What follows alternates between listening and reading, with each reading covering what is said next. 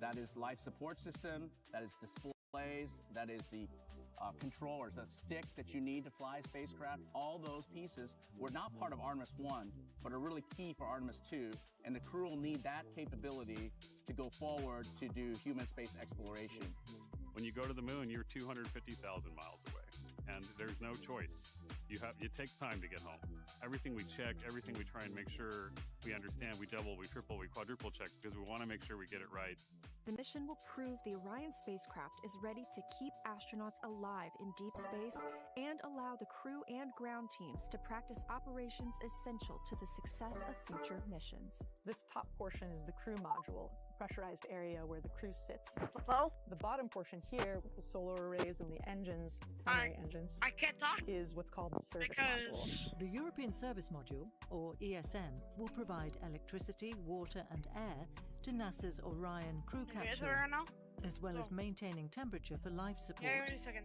It's been a fabulous partnership with our ESA partners. The agency made a decision a long time ago that research. we want to do lunar exploration as a global partnership.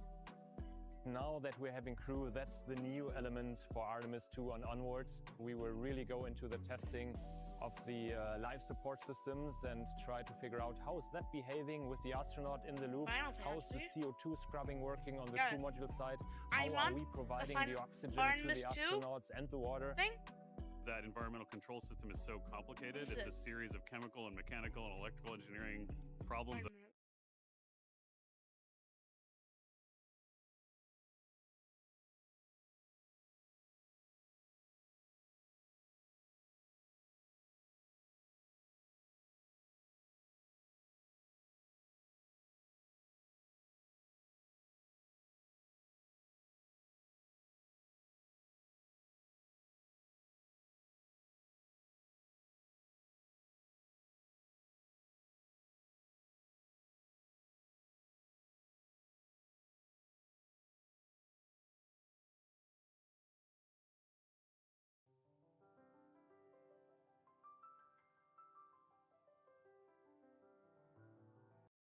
Why does Artemis 2 have Final Fantasy? Okay. Is it about Final Fantasy? Or about space? Learning about geology and planetary scale processes. They'll be looking for the evidence of those processes from orbit and describing to us anything unique that we maybe haven't been able to really sense with orbiters and robotic measurements. We're also going to do human research on the crew members themselves. We haven't had data sets for over 50 years on how the physiology of the crew themselves adapt to the radiation environment, to the microgravity environment so far away from Earth. When you think about Artemis 2, we've never had humans get on top of an SLS rocket. And when that rocket launches, 8.8 million pounds of thrust are going to defeat gravity for a 5.8 million pound vehicle. So they're going to feel vibrations and hear sounds that no humans have ever experienced. If you want to be an astronaut, that's the thing you've been waiting for your whole life. Riding the elevator up the rocket, climbing in that capsule, very surreal. I often say that the only reason anybody actually gets on a rocket is because it'd be too embarrassing to turn around and run away from the rocket. Once the fire starts coming and the rocket starts vibrating and you lift off, it's a completely different experience. When you put crew on a rocket, it's no longer a test flight. This one needs to perform and will perform as good or better than the first one did. No doubt about it. Artemis 2 begins with launch from Kennedy Space Center. Getting them through that 8.5 minutes to get them to escape Earth will be first big milestone. First, we'll do about 2 minutes of flight with the boosters. The boosters will separate, leaving them on just the core stage all the way through about 8 minutes into the mission. At that point, the upper stage will separate from the core stage and perform a perigee raise maneuver to keep you in a stable orbit. The crew's going to be in a high Earth orbit, checkout orbit. So this is a highly elliptical orbit that just takes them up away from the Earth and then back down close to it. From there, Orion backs away. 1, have you loud and clear coming down on both OE1 and 2. How me on 1? Got you loud and clear on 1, Jackie. We're going to stay in this config on both 1 and 2, and Reed and Victor are in our seats, slowly proceeding along.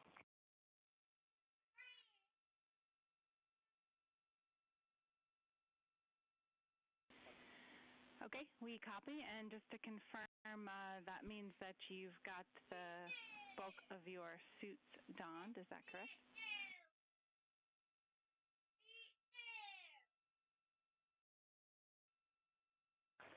Just for Reed and Victor, A-firm. We're not gloved, not helmeted yet. Copy all. Thanks.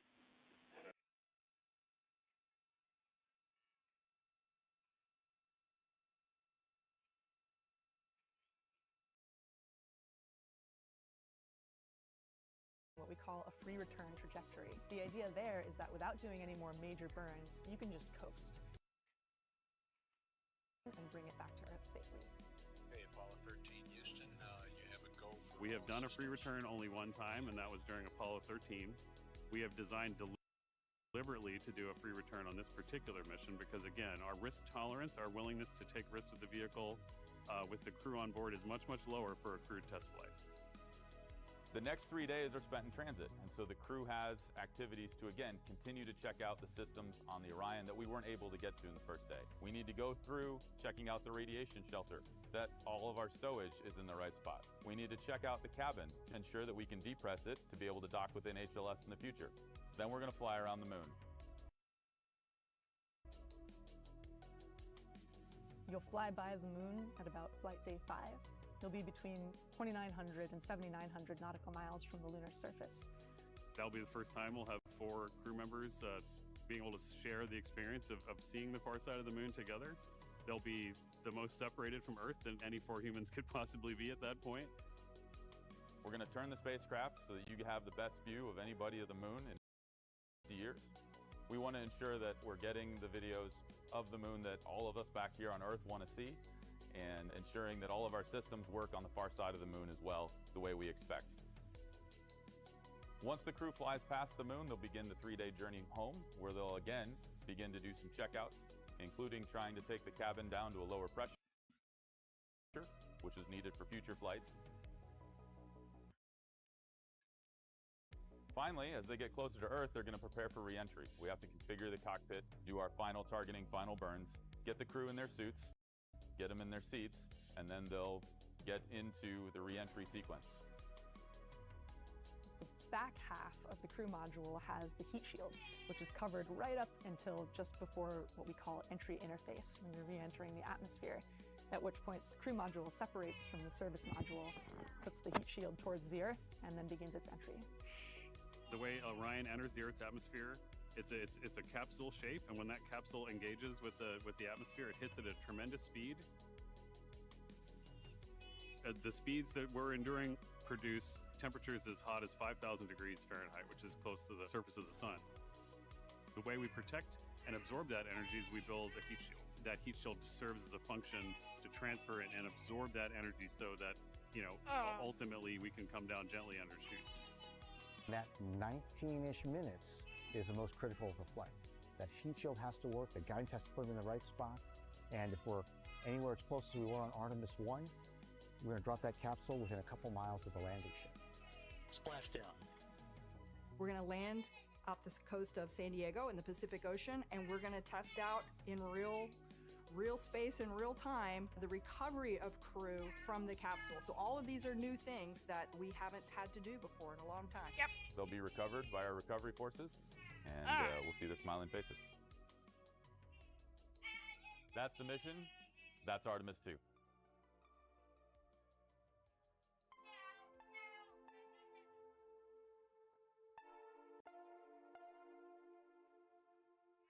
We learned a ton on Artemis 1. A lot of just how the vehicle works and how to fly it, especially from our perspective. Well, when SLS cleared the tower at Pad B, we put Orion exactly where it needs to be. The upper stage conducted a perfect burn. Orion spent an incredible retrograde orbit around the moon, achieving a distance further than any spacecraft designed to carry humans had ever been. And when it came back to Earth, it performed the first ever skip re-entry of a vehicle. For Artemis 1, the #1 priority mission objective was a test of the heat shield on Orion for lunar return. Orion conducted the final major maneuver of its mission, a return trajectory correction burn of its thrusters to further fine-tune its path toward its splashdown site in the Pacific. One of the biggest learnings we had from Artemis 1 was how the thermal protection system was able to perform during reentry. We looked at the heat shield, and there were little chunks of that char that were missing. And we didn't really understand that, and we thought that wasn't predicted. Oh, yeah. What happened is some of the heat shield material started to break off, and that we think could happen a little bit, but you don't want to happen too much. Our decision has been made first around safety on the heat shield, as we understand and mitigate the risks that come with spaceflight. Sometimes in space, delays are agonizing, and slowing down is agonizing, and it's not what we like to do. But from the crew perspective, the thing that we most asked our leadership for after Artemis 1 was root cause of the ablation of the heat shield. We had an independent review team with a lot of outside experts and internal experts to look at this. So we really appreciate the willingness to take the risk to actually slow down and understand root cause, determine the path forward, corrective action for Artemis 2 and Artemis 3, so that when Victor, Christina, Jeremy, and I launch and land after a successful Artemis 2, we will look to Artemis 3 to carry the torch forward and to put humans back on the moon, and that is really our ultimate objective. Had the crew been on Artemis 1 in the Orion heat shield, they would have been safe. This was certainly an area that we knew we wanted to test out. One reason why, of course, there were no crew on Artemis 1, so we could test out that heat shield. But we wanted to make sure we understood that problem. And we did an enormous number of tests to confirm that under specific conditions, yes, we can fly it safely. But in the future, we want to take this learning and not only apply it to safely flying Artemis 2, but to changing how we design and build the heat shield for the Artemis 3 and beyond. This is what we do. We are ready for it. This is how we work. This is how we learn. It will be a 10-day journey, going 500,000 miles, continuing to test out every bit of Orion, going around the far side of the moon, heading home through the Earth's atmosphere at over 25,000 miles per hour, and splashing down in the Pacific. The crew's going to have a horizon, they have a moon, so I feel pretty good about pressing into this opportunity. I think NASA's at its best when it has big Artemis ideas, 1? bold exploration. That's when the finest comes out of NASA. That's when the finest comes out of America. Their story is made up of the success of this institution that makes this country so proud. For Orion, success means first we bring the crew home. Second, we demonstrate what we know already is a robust spacecraft that's ready for these Artemis missions. We want to continue to explore. We want to continue. Want to see Artemis 1?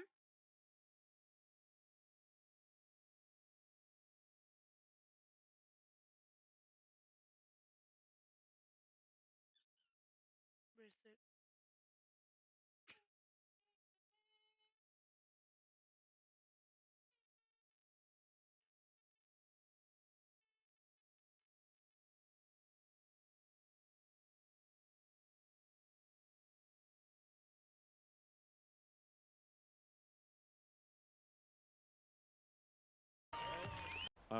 Yeah, what a day.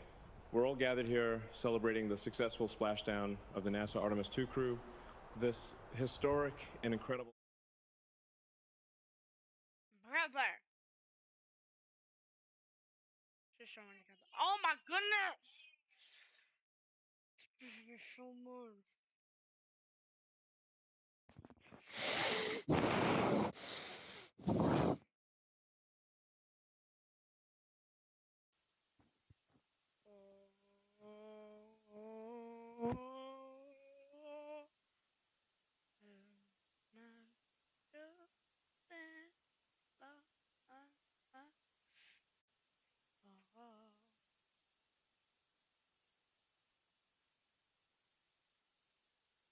I just streamed on April 1st.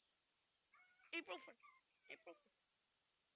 And a Burnman as your feet. They were on a call of Donald Trump.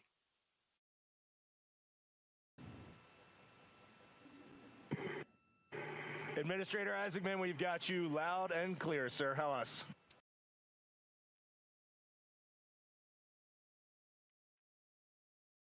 Landing clear. I've got you loud and clear. Artemis 2 crew, we have a very special guest who wanted to be the first person to greet you after your return from the far side of the moon. Reed, Victor, Christina, and Jeremy, it's my honor to introduce the President of the United States of America, President Donald J. Trump. Over to you, sir. Well, thank you very